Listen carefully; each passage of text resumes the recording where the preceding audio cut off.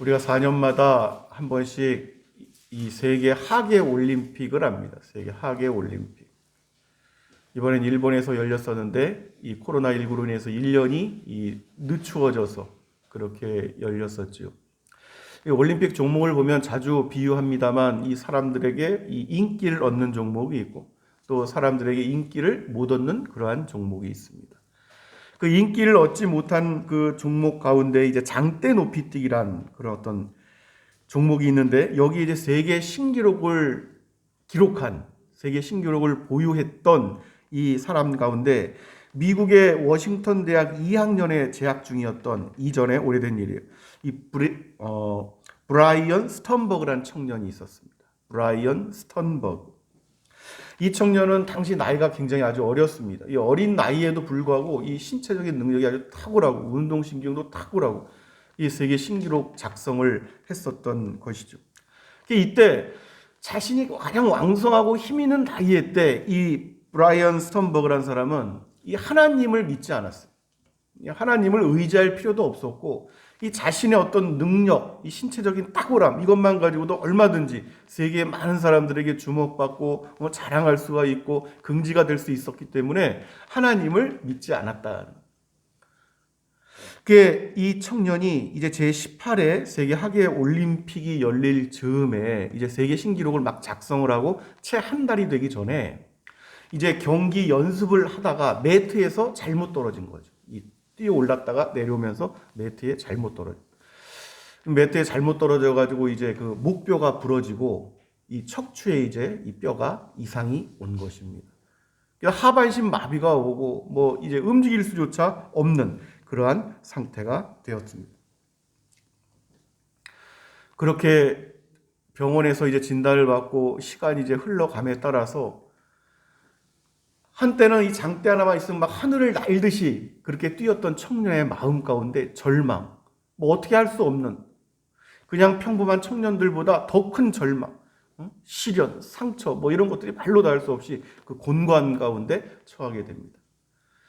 그래 놀랍게도 그러한 어떤 치료의 과정 가운데 있었는데도 불구하고 그러한 때에 하나님께서 이 청년을 찾아오시고 한 사람의 전도를 받아서 이 청년이 예수 그리스도를 만나게 됩니다.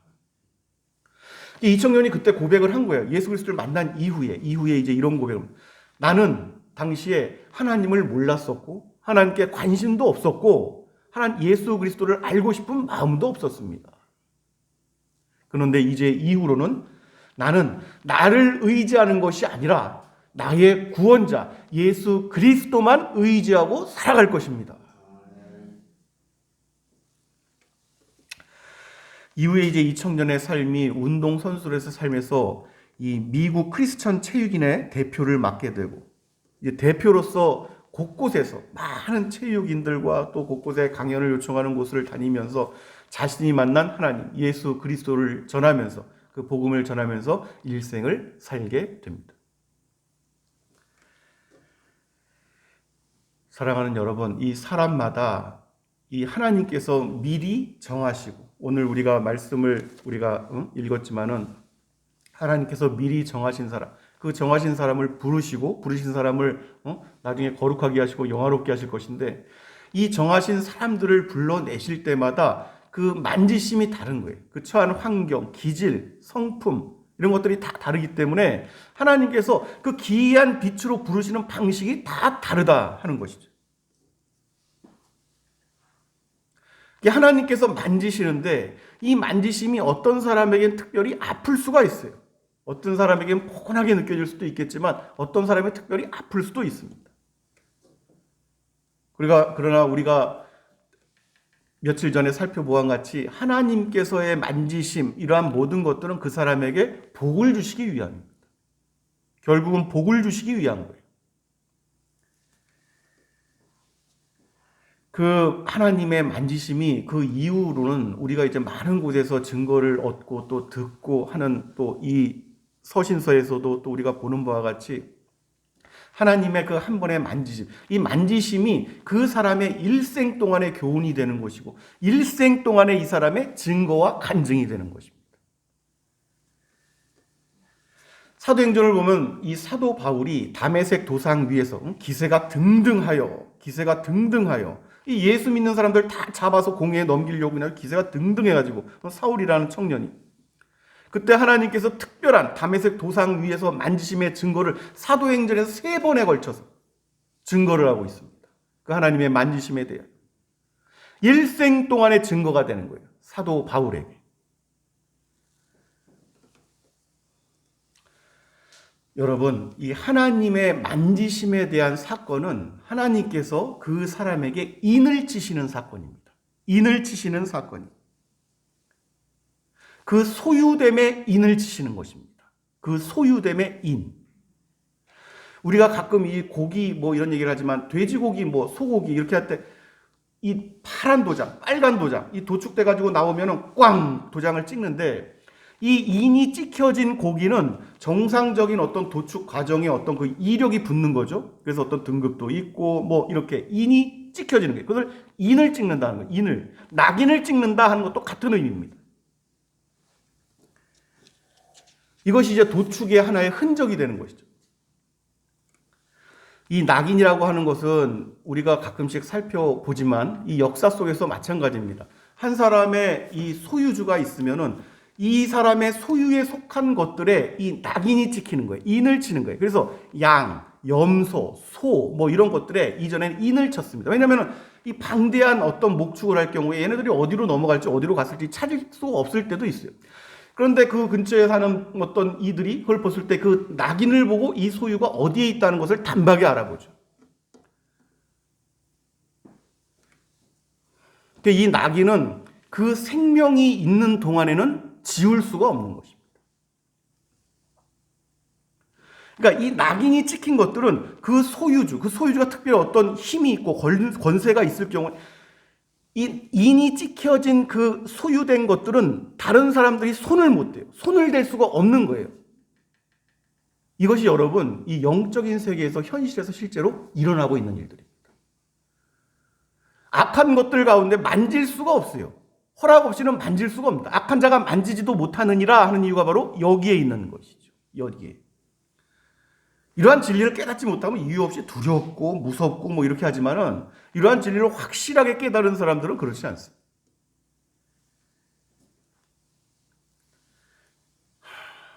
이제 중요한 것은 이 낙인이 찍힐 때에 그 소유된 것들에는 어떤 고통이 있을 수가 있죠. 이렇게 달군 것들로 이렇게 찍혀서 지워지지 않는 어떤 흔적이 남길 때에 그 낙인이 찍히게 된 그 과정 속에서 그 순간에 또 아픔이 있을 수도 있고. 그러나 중요한 것은 이 낙인이 찍히는 순간, 그 인을 치는 그 순간 이후로부터는 안전이 보장되는 것입니다. 한편으로는 그 소유됨 안에 있는 것들은 안전이 보장되는 거예요. 아무도 만지지를 못하니까 그 소유주 주인 외에는. 그래서 그 소유주 주인의 허락 없이는 이 인을 친 것들, 그 소유된 것들은 그 환경이 소유자 외에는 변할 수가 없는 것입니다. 소유자의 허락이 있어야지만 그 환경이 변할 수가 있어요. 이쪽에서 방목할 수도 있고 저쪽에서 방목할 수도 있고 이쪽에서 목양될 수도 있고 저쪽에서 목양될 수도 있고 이것이 여러분 이것을 깨닫는 일이 영적으로 아주 중요합니다. 그리스도인들로서 하나님의 아들 딸들로서 하나님의 소유된 사람들로서 이 땅을 살아가는 일이 아주 중요한 것이다. 이제 이것을 깨닫지 못하면 천방지축 뭐 자기가 생각하고 자기가 판단하고 자기가 계획하고 뭐 이렇게 살아가는데 이러한 일들이 영적으로 어떻게 벌어지고 나타나는 것만 깨달아도 쉽게 살지 못합니다.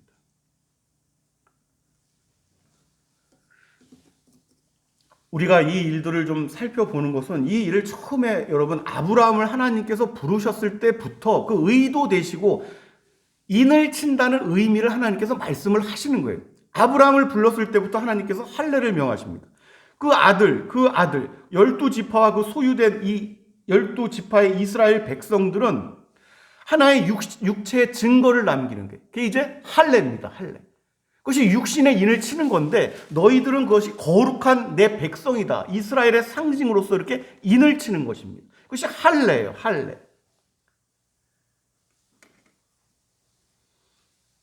그것을 이제 이스라엘 백성들은 거룩한 어떤 표적으로 생각을 했습니다. 자신의 육신에 갖고 있는 어떤 표적, 증거, 흔적.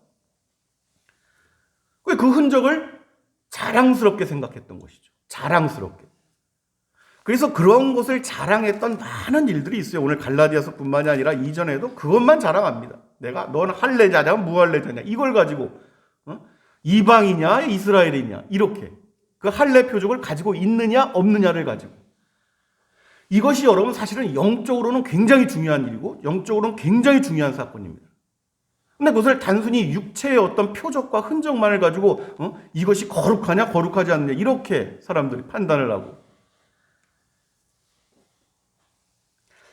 영적인 의미에서 여러분 이것을 우리가 잘 생각해야 됩니다. 단순히 그냥 모태신앙으로 태어났다고 해서 나는 어떤 이 할례자다.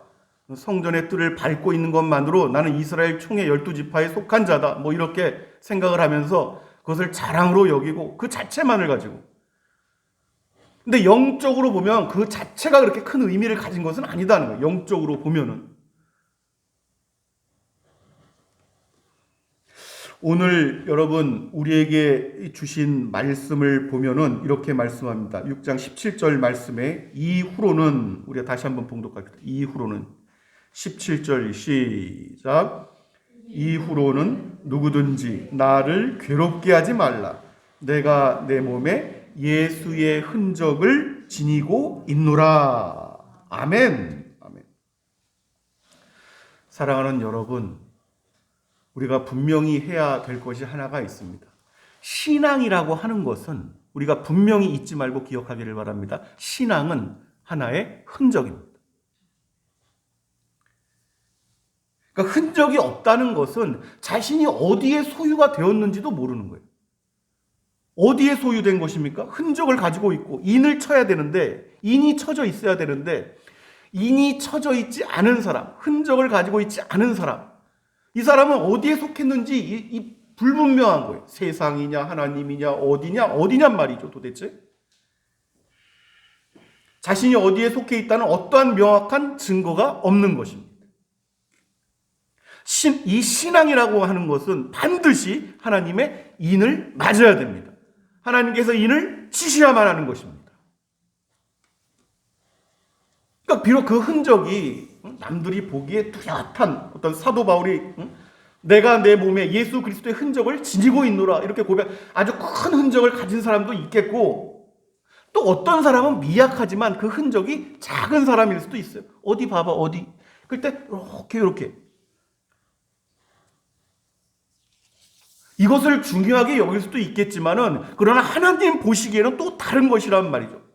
크든지 작든지 간에 그러나 그 흔적은 분명히 있어야만 하는 것입니다. 그래야지만 하나님의 소유가 되는 거예요.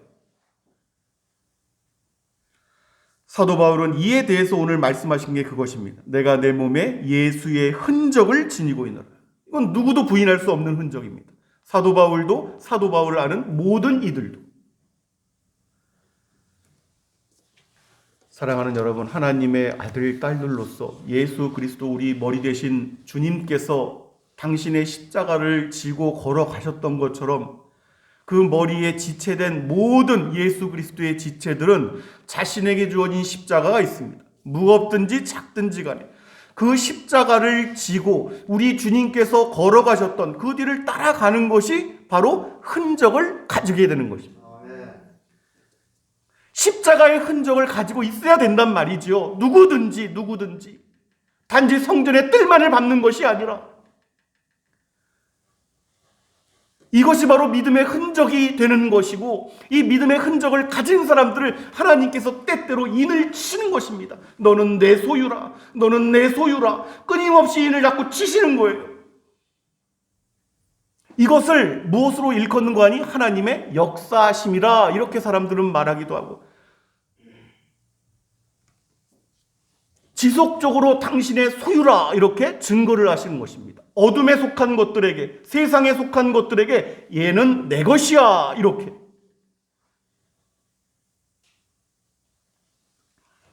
세상은 얼마나 어리석은 거 아니? 호랑이는 죽어서 가죽을 남기고 사람은 죽어서 이름을 남긴다. 이런 여러분 어떤 가치도 없는 속담에 얽매여서 단지 세상에 이름 세 글자 남기는 것이 무슨 의미가 있겠습니까? 썩어져서 희미해져 버릴 어떤 그러한 이름을 남기는 것이 무슨 소용이 있겠습니까? 전 세계 여러분 인류 역사 속에서 이 나타났던 수많은 문명들을 보십시오. 메소포타미아, 헬라니즘, 중국의 무슨 많은 황제들이 있었고 역사 그 사람들의 이름을 지금도 살아가면서 다시 되뇌이고 생각하고 그 문화를 어떻게 하고 이런 일들이 뭐가 그렇게 대단하고 그런 일들이 얼마나 또 많이 있겠습니까? 그 자체가 중요한 것이 아니란 말이죠. 그런데 당대를 살아가는 사람들은 정치인이든 경제인 다 그런 것에 얽매여서 살아가는 거예요. 이름을 남겨. 자기 이름으로 장학재단도 만들고 이런 식으로.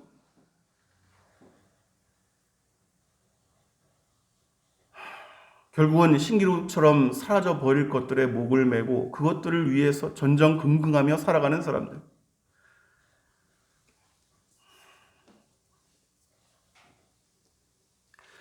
하나님의 아들, 딸들을 일컬어서 너희는 새로운 피조물이라 하신 말씀의 의미를 깊이 생각하는 은혜가 있으시기를 바랍니다.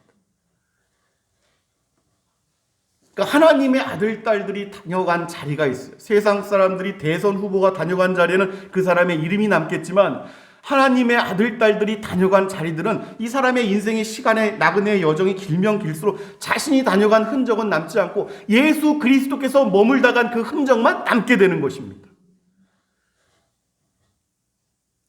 그 예수 그리스도의 냄새가 짙든지 약하든지 너희는 그리스도의 향기라, 그리스도의 편지라.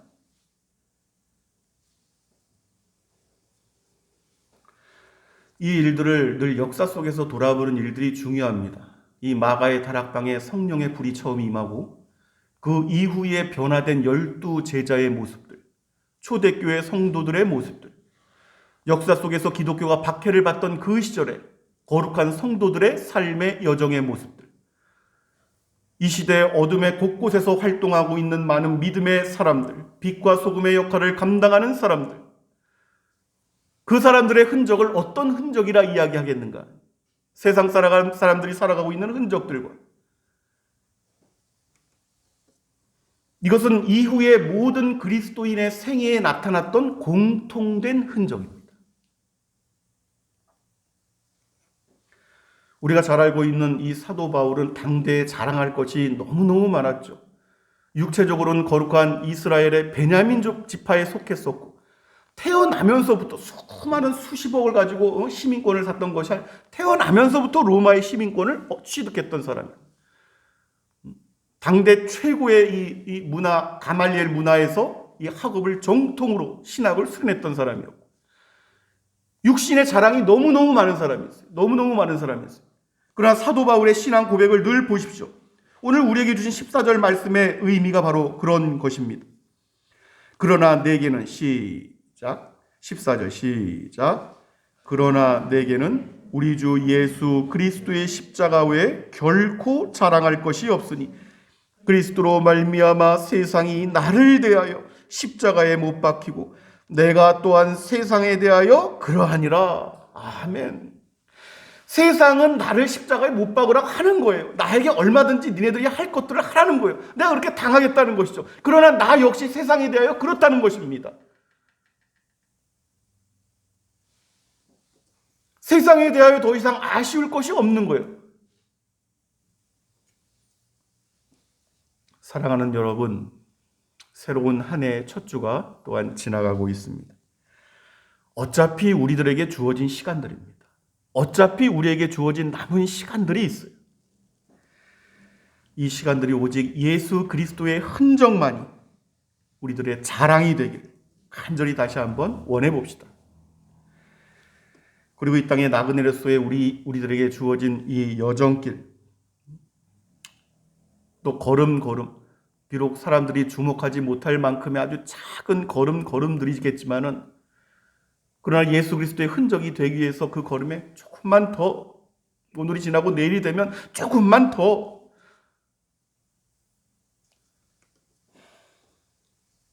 그렇게 예수 그리스도의 흔적이 우리들을 통해서 조금씩, 아주 미약하지만 조금씩 그렇게 나타나는 역사가 2022년 저와 여러분에게 함께 하시기를 예수 그리스도의 이름으로 축원합니다.